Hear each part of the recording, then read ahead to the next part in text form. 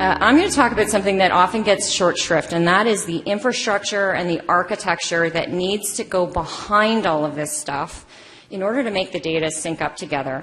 And, you know, I've been very lucky at UHN to be part of many, many projects, both within the hospital and on behalf of government for the province, to link massive sets of data together for things like developing our regional and provincial electronic health record system. And through all of that experience, and it has been really tough slogging, I've learned a few things, and our team has come away with a few themes. And I actually kind of vetted this with a few folks just to say, like, am I crazy for raising this? But they said, no, if you can share these thoughts about what people need to truly think about, it does two things. One is, for those of you who are clinicians or who want to work with clinicians, it helps share a message of kind of how hard this stuff is behind the scenes to actually make one system or another talk to a third system. If you're in technology, these are some real areas of, I believe, significant career opportunity going forward. And so I'm just going to get into it and sort of list off a few things. The other thing I'll say is what I'm about to describe is really tough stuff. And quite honestly, it's, like I said, it's not very glamorous. But if organizations don't think about these things, you can't get to the enlightenment that I think we're all trying to achieve with these concepts around big data. So, okay, I've got, I think, six things here that I'm going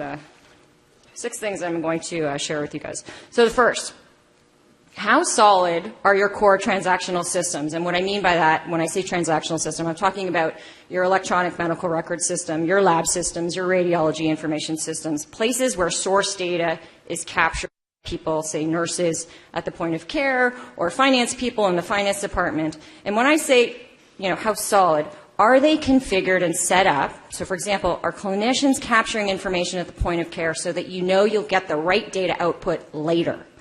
And for people who are working in digital health, you will know that the way we design systems with the end in mind is really kind of the holy grail, because then that way you get the right data quality, the right data format, and that supports being able to link up with other sources later.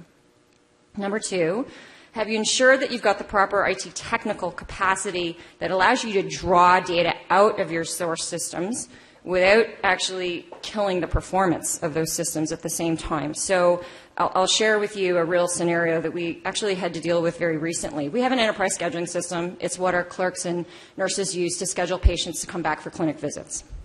It's a pretty important system that really makes our place run.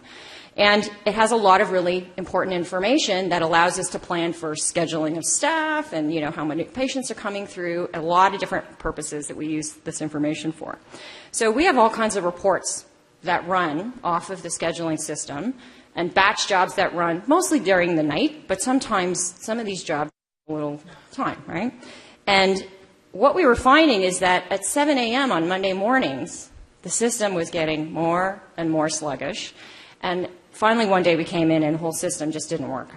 And so what we did, and it took us a while to sort of diagnose what was going on. But really, if you think about it, one report pulling data off the transactional system, not a big deal. 2 reports, maybe not even so bad. Maybe even 50 reports, not so bad. But when you have 740 reports pulling off of that system at the same time, competing for technical capacity with the clerk who's just trying to schedule a patient visit, you understand what the challenge is. And so there are different ways to deal with that. We've created what we're calling a shadow database layer. It's not a very sexy name, but essentially it copies the data.